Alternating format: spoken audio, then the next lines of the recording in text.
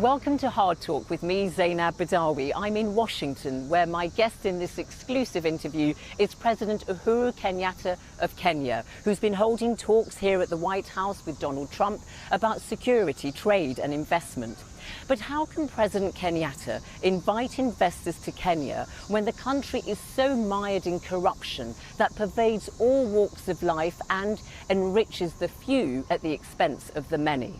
President Kenyatta says fighting corruption is his priority. So why do questions remain about how effective his efforts are?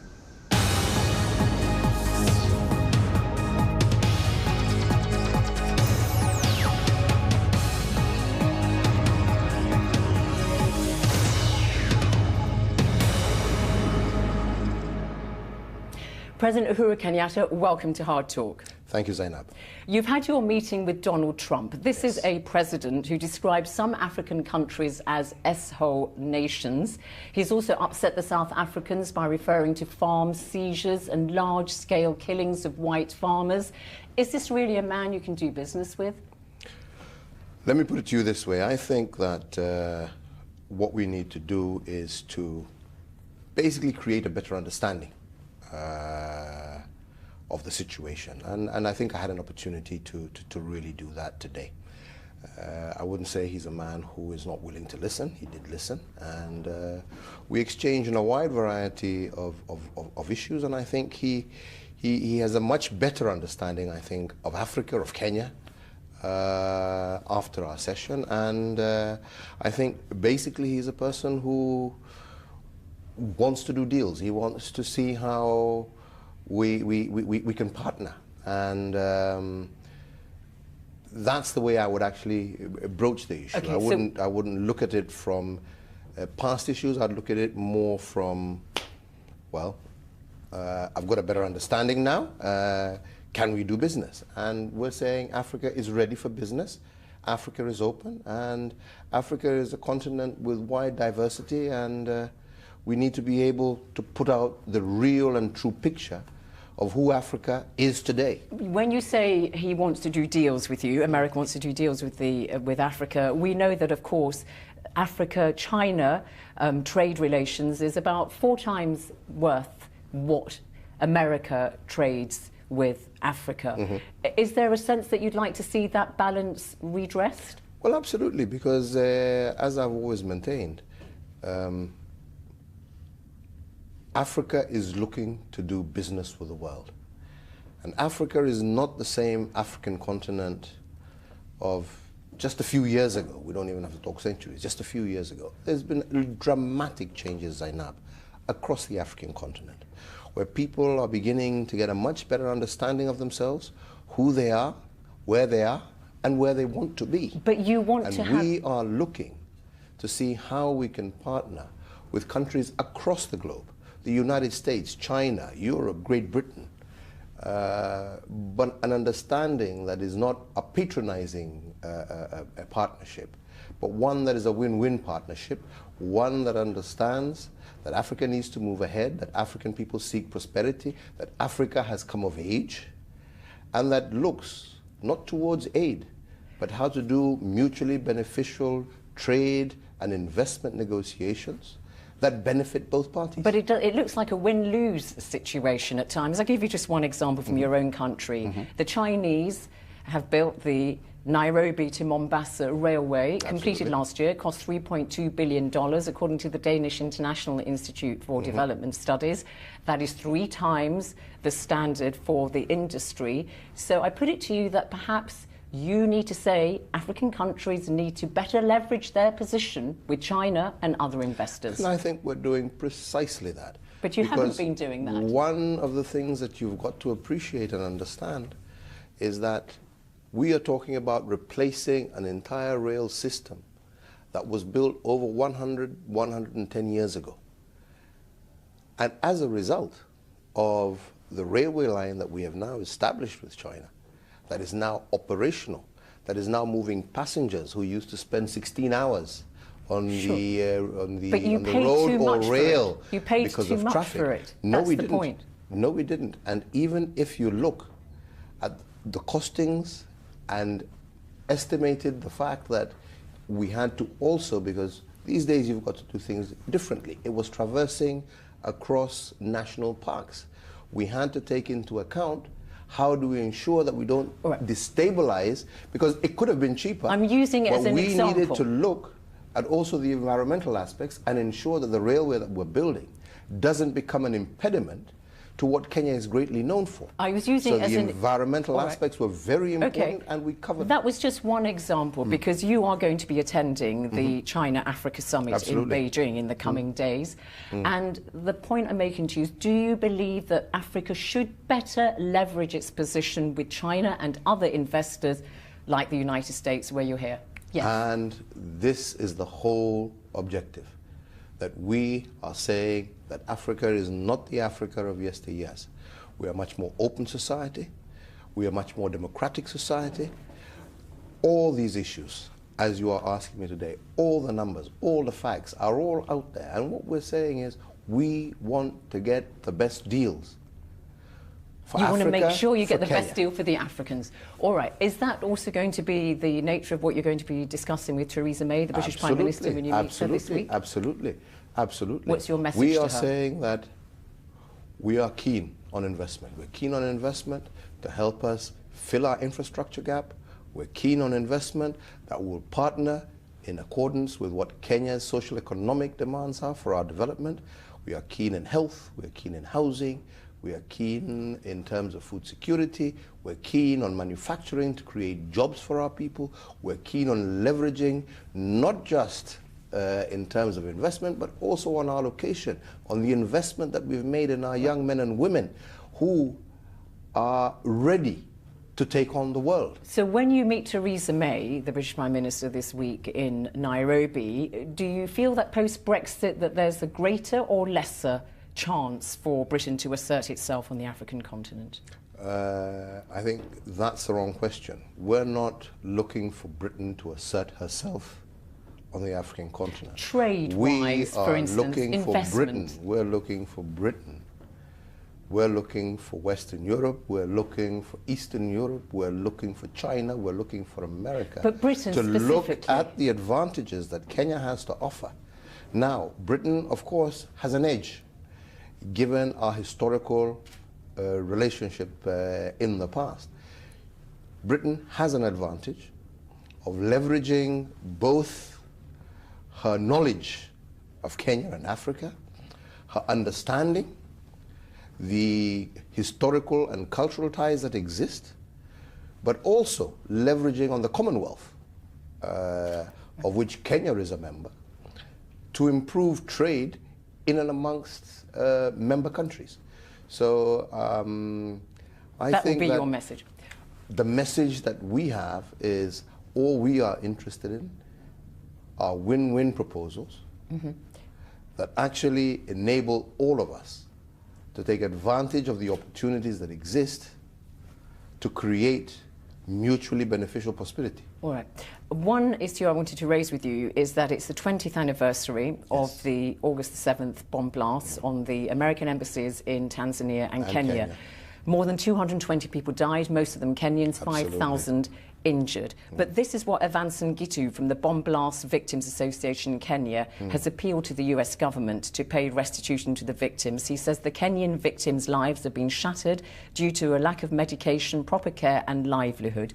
Did you raise their plight, which is still ongoing 20 years since that happened, with President Trump? Well, I didn't particularly mention that issue, but this is an issue that you know has affected the lives of many thousands. Terrorism has affected the lives of many thousands, not just in Kenya and across the world. And we sympathize with the victims of the bombings in the Nairobi embassy, just as much as we sympathize with the situation that happened in Westgate, in Lamu, and other areas. And we are keen to see how we can work, especially with the United States government, to see that these people are adequately compensated, right? And that we can't return what they lost.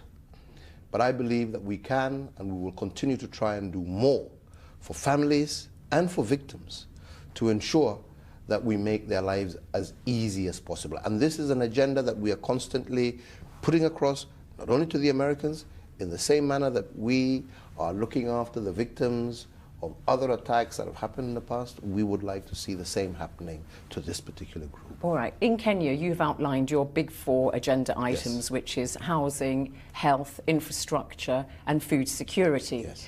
But a lot of people are concerned that you're not delivering on these objectives, largely because of the widespread, rampant corruption that exists in your country at your own admission. And people are very sceptical in Kenya that you're getting to the bottom of this. One poll, Ipsos, in August this year, said that only 21% of people in Kenya have confidence that you're tackling this. As I've said severally, we have made it very clear that this is an animal that we intend to slay. This dragon, this beast called corruption, is an animal that we intend to slay. We have been working quietly over the last few years to strengthen our various agencies that are involved in this particular fight. We have tried to go through and to assess where the weaknesses are. We have worked in conjunction with various governments across the globe who have given us the necessary technical support, who have given us the necessary training that we require to bring cases to a conclusion. As a government, as an individual, I am committed to this fight. As you've seen over the last few months, as we've gotten these new re-strengthened, regenerated agencies working, cases are now being finalized a lot faster, being presented before court. And we are looking forward now to our courts to do their part, to ensure that people in Kenya and across the world realize that the age of impunity is over, to ensure that we are able to achieve our big 4 How agenda. soon do you think you can meet your objectives in tackling corruption? Well, as far as I'm concerned, and if you've been following media reports alone, Yeah. the number of cases that are now before the courts of law in Kenya are very many. Many of them people who nobody ever expected would ever appear before a court of law. So what we are now looking forward to No is for high-profile convictions, though. No high-profile now, convictions. that's what I'm saying. What Kenyans are now looking forward to is our courts of law will also now do their part and expeditiously process those cases, right? And convict in the shortest time possible. So we're going to hear about big all fish. culprits. We're going to hear about big fish. You've already guilty. heard about them being presented before courts of law. And that is why I'm saying what is remaining now is for our independent judiciary to do their work and bring justice for and on behalf of the people of the Republic But you know, of you've Kenya. got 18 months really from now on until the next election campaigning sort of starts, and you can't run because you've had your 2 terms. So you haven't really got that long.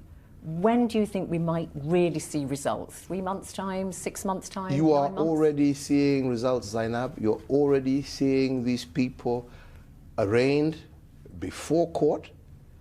And what we're saying is that we're ready to support our judiciary in whatever manner that they desire as an independent institution to ensure that these cases are prosecuted as quickly as possible, and justice is not only is seen to be done, because this is what Kenya Because we're talking about millions and millions of dollars, for example, from women's charities, from the National Youth Service, which is a government agency that's dedicated to trying to tackle youth employment. And you've got one particular recent scandal, which is over toxic sugar that's been imported into Kenya. And it's alleged that MPs have been taking bribes to stop a report in Parliament which aimed to stop the importation of toxic sugar. And one MP has said that this is, Godfrey Osotsi says the institution of Parliament that is supposed to protect the public has turned against them.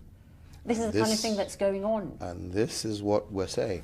We are going to tackle, and we have begun tackling, irregardless of who you are, and as I said, So even MPs who might be taking bribes? Even if you're my own family member, Zeinab, I have said and I've made it very clear that agencies are free.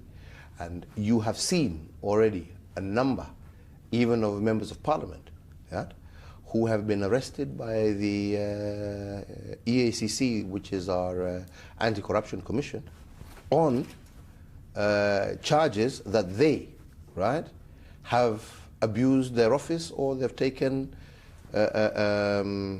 advantage of their office for personal gain. All right, and this is happening. You said these are things that are happening as we speak, Zeinab. All right, you've said even members of your own family. Absolutely. I have to put it to you that in 2011, Mr. President, Forbes magazine said that the Kenyatta family are worth about $500 million and own a lot of land. And we know that figures, for example, tell us that 8,500 people of Kenya's 49 million citizens own 2/3 of the country's wealth. And your family is part of that 8,500. How does that sit with your fight against corruption? As I have always stated, what we own, what we have, is open to the public. As a public servant, I am supposed to make my wealth known, and we declare every year. And I have always said, if there is an instance where somebody can say that what we have done or obtained has not been legitimate, say so. We are ready to face any court. Furthermore, I've gone a stage further and said that going forward, we are in the process now of putting in place measures where every public servant's assets must be declared publicly, so that people can question and ask what is legitimate and what's legitimate. And if you can't explain yourself, including myself, then I have a case to answer. That's the lifestyle audit that you launched in June, so that everyone in government, all public servants, will be asked to explain the source of their wealth. Including myself. Including yourself, and all those who've plundered public coffers will be put to task to explain themselves. But I put it to you that one MP, Oscar Sudi, has said that he wants the lifestyle audit to include an inspection of the wealth acquired by your late father, Kenya's founding president, Jomo Kenyatta. We can even go back to my grandfather, great-grandfather. No problem. Because according to Kenya's Truth and Reconciliation Commission report in 2008, it said this, and I quote, Jomo Kenyatta himself appears to have benefited immensely from irregular allocations of land. By 1965, Kenyatta is reported to have used his position as president to buy numerous settler farms. So you have said the key word no sacred cows. The key word there is buy. But will you allow this lifestyle audit to investigate historic acquisitions 100%. Of wealth? Perfectly welcome. Perfectly You're going welcome. to do that? Perfectly welcome. And you think that you will emerge? Very confidently. Very confidently from that? Absolutely. So no sacred cows? None. And have you declared all this? I mean, you've done your We're waiting for the processes to be done. We have started with especially procurement officers, and we're going to go until we get to my level. And is everything going to be made public? Absolutely. So we know that who has been put through this audit? Absolutely. And is it underpinned by legislation? This is what we're hoping to work together with Parliament to establish, because already that is done. But what we're saying is that at least for the executive, we will insist that if you want to continue serving, you must make it public. So it's not just window dressing? No. This is something I'm committed to, and it's something I am determined to leave as my legacy in this country. Is that what you want your legacy to be? Yes. The fight against corruption? Fight against corruption and transparency, and to ensure that the nation's resources are used in the best interest of the people of the Republic. And talking about your legacy, we see what's happening in neighbouring Uganda, where President Museveni has changed the constitution. Are there any circumstances in which you can foresee that you might stay on for another term or submit yourself to election for another term, because you have a 2-year term only? We work on the basis of our constitution. My predecessors all have functioned on that basis, and I intend to follow suit. No circumstances whatsoever, even if the people demanded it in a referendum or something like that? There is no provision in our constitution for that. And we cannot, on the one side, say we're fighting impunity, and then you become, on the other hand, part and parcel of the same impunity that you've committed yourself to fighting. One other trend in Kenyan politics that many observers have said is a blight on democracy in your country is the fact that people tend to vote along ethnic groups. And we saw what has happened in the last two elections, in 2008 when there was a terrible violence, but also the contested election last year when the opposition leader Raila Odinga went through the mock inauguration ceremony in February, and then in March there was this famous handshake between the two of you. What did that handshake denote? Was it just between two men, or did it show that the two ethnic communities have come together? The handshake had nothing to do with the ethnic communities, because I myself got support from more than my community. The Kikuyu. Raila Odinga got more votes also from more than his community. The handshake basically denoted that what we as leaders are saying is that irregardless of our ethnic background, irregardless of our political differences, we will never allow, and we don't want to allow, and we will work together to ensure that going forward, political differences will not result in ethnic animosity, religious animosity, and that we will go around the country and preach that ideas are going to be override personal interest, that we are going to work together to fight the ills that face and challenge our society, such as corruption, because it doesn't make a difference. Whatever your party or political affiliation is, corruption works against the entire country, and it needs all of us to come together to fight that. When it comes to unity, we want people to understand that they can make political choices without fear of political ramifications because I decided to go one way or another. Will you create a new government position for him? Is that possible? Why should we create any new positions? There are no new positions in government. We work according to our constitution. But that doesn't mean we cannot partner in the development and in the unification of our people.